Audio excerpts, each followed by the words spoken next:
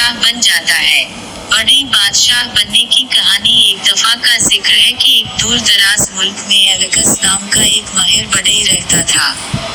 وہ اپنی غیر معمولی کاریگری اور تخلیقی صلاحیتوں کے لیے دور دور تک جانا جاتا تھا۔ ایک دن، جب وہ مقامی لارڈ کے قلعے کے لیے لکڑی کے ایک شاندار تخت پر کام کر رہا تھا، اس نے ایک گزرتے ہوئے جادوگر کی توجہ مبذول کر لی۔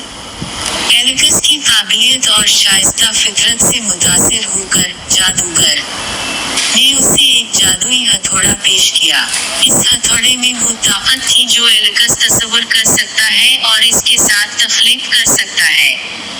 شکر گزار اور پرجوش ایلکس نے لکڑی کی پیچیدہ اور شاندار تخلیقات کو تیار کرنا شروع کر دیا جس نے انہیں دیکھنے والے ہر ایک کو مسحور کر دیا۔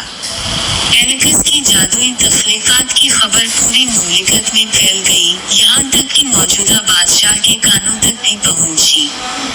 بادشاہ نے اپنی کاریگری کی کہانیوں سے متجسس ہو کر ایلکس کو شاہی دربار میں مدعو کیا۔ جب ایلکس نے بادشاہ کو اپنی شاندار تخلیقات پیش کی تو بادشاہ اتنا متاثر ہوا کہ اس نے ایلکس کو ایک منفرد تجویز پیش کی۔ بادشاہ کا کوئی وارث نہیں تھا اور وہ حکمرانی کی ذمہ داریوں سے تنگ آ رہا تھا۔ اس نے ایلکس میں نہ صرف ایک باصلاحیت کاریگر بلکہ دیانتداری، حکمت اور جدت پسند شخص کو بھی دیکھا۔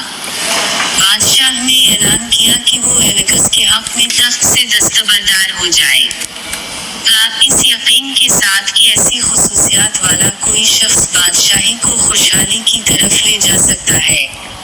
ابتدائی طور پر اس پیشکش سے حیران رہ گئے، ایلکس نے ہچکچاہٹ کا مظاہرہ کیا۔ وہ ایک بڑھئی تھا آخر کار، اور اس نے کبھی حکمران بننے کی تمنا نہیں کی تھی، لیکن چونکہ اس نے مثبت تبدیلیاں کرنے اور اپنی تخلیقی مسائل حل کرنے کی صلاحیتوں کو بڑے پیمانے پر لانے کی صلاحیت پر غور کیا، اس لیے اس نے بالآخر بادشاہ کی تجویز کو قبول کر لیا۔ لوگوں کی حمایت اور حکمت کے ساتھ جو اس نے اپنے سالوں کی دستکاری کے ذریعے حاصل کی تھی، ایلکس بادشاہ الیگزینڈر بن گیا۔ اس نے اپنی کارپینٹری کی مہارتوں کو اپنے نئے قائدانہ کردار کے ساتھ جوڑ کر جدت، خوبصورتی اور برادری کی بادشاہی کو فروغ دیا۔